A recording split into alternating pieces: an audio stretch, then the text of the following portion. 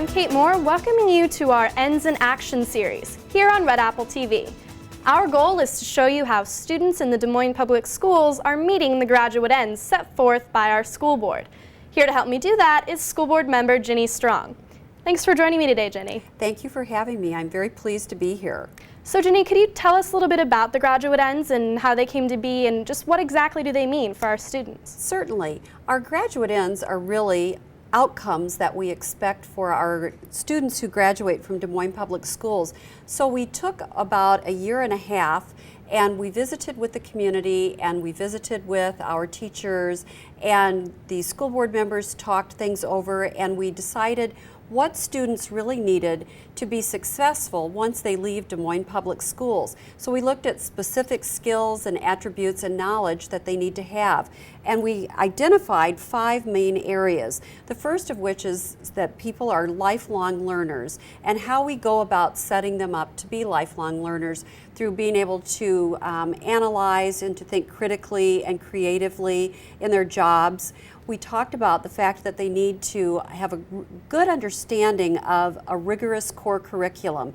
So that's a second one. And the third one is that they possess world awareness. In other words, the world is flat, and we all know that, so that they need to possess good world awareness. Fourth, that they are self-directed and autonomous learners, because a lot of the learning that you do when you leave high school and when you leave college or post-secondary education is learning that you do on your own. So how to facilitate that.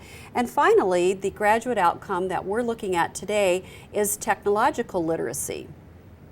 Well, our program is called Ends in Action, so let's get to some of the action. So recently you had a chance to go see Hillis Elementary students do this. How did they do that? I did. I visited the Wild Web Club and I talked with the principal at Hillis Elementary, Beth Sloan. And what we did was see a project that the elementary students had completed using technology. We know that a well-educated student today is able to navigate technology throughout their day, and that they use it to both learn and to communicate. And that's exactly what we saw at Hillis Elementary. Let's take a look. Excellent.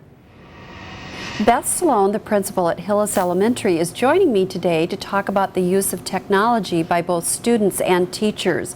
Mrs. Sloan, as you know, one of the focuses of one of our district ends is technological literacy. So I thought we might talk just a little bit about how students at Hillis Elementary are gaining an understanding of technology. Well, we're just glad that you're here today. Thanks so much for coming. You know, at Hillis, as well as other elementary, middle, and high schools I know across the district, we are just really trying to focus and use technology in our teaching and learning every day, and we're embedding it into our lessons and with kids, because we know that technology can be so engaging, and it can really enrich all the work that we're doing with kids. So we're trying to provide great environment through technology, getting technology in the hands of kids on a daily basis with laptops and interactive whiteboards. And so for us, it's about just really reflecting on our teaching and learning and what can we provide for our kids that can be very engaging and motivating, because we know that's how kids learn these days. Right, right. Well, can you talk to me about some of the specific ways that students and teachers use technology in the classroom today? Well, for our teachers, we are trying to provide tools for them, such as interactive whiteboards, laptops for each of them, student stations, so tools that they can provide engaging lessons for our kids. And then our students also are engaged with student stations in their classrooms, and our laptops are very mobile. So a child can pick up a laptop, return to their desk, return to a table, and engage in some project work and some research right then and there with technology. So it's a variety of opportunities that we're providing our kids through technology. Right. Well, you recently had a technology night, and I'm betting that some of the pieces that you were just describing to me, like the interactive whiteboards, are some of the pieces that you were showing off to parents. It was wonderful. It was a wide variety of things.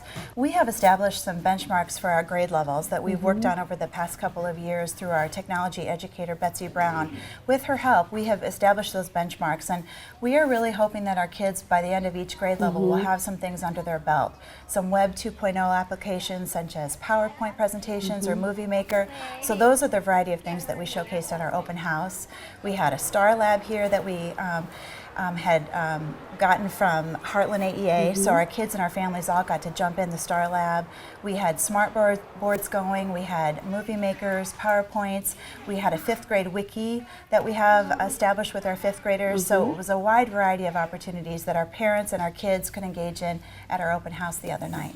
Great. Well, you know, today kids grow up on computers. In fact, we call them the digital natives, and you and I are the digital immigrants. Absolutely. So can you tell me a little bit about how teachers have adapted their teaching to use technology to improve student learning, and perhaps maybe talking about what it might have been like 10 years ago in a classroom? What do we see today that we wouldn't have seen 10 years ago? It really is amazing, the changes. And you know, we know that kids, when they're home, have a game system in one hand and a cell phone in another. So for us as teachers today, we really need to be thinking about that, because that's how kids learn, that's what they're excited about and motivated. So we have to be very intentional with that and providing those opportunities for our students. So as I think about 10 years ago, even how lessons were presented.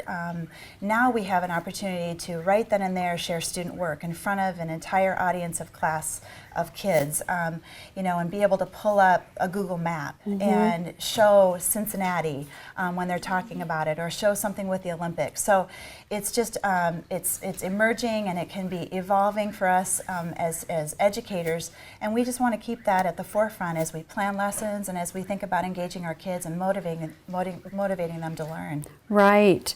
Well, how have you seen technology impact the relationship between home and school? Well, first and foremost, it's really been great because our communication is so much better. We know we have most of our parents have access to computers either at home or at the public library or at work, and so email has been a very efficient way.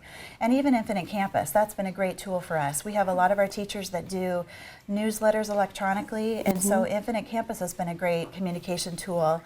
It also has been, we have flash drives that some of our students use, so they can take their projects back and forth from home to school or to the library, and so sharing student work and student projects has been a great tool as well through technology.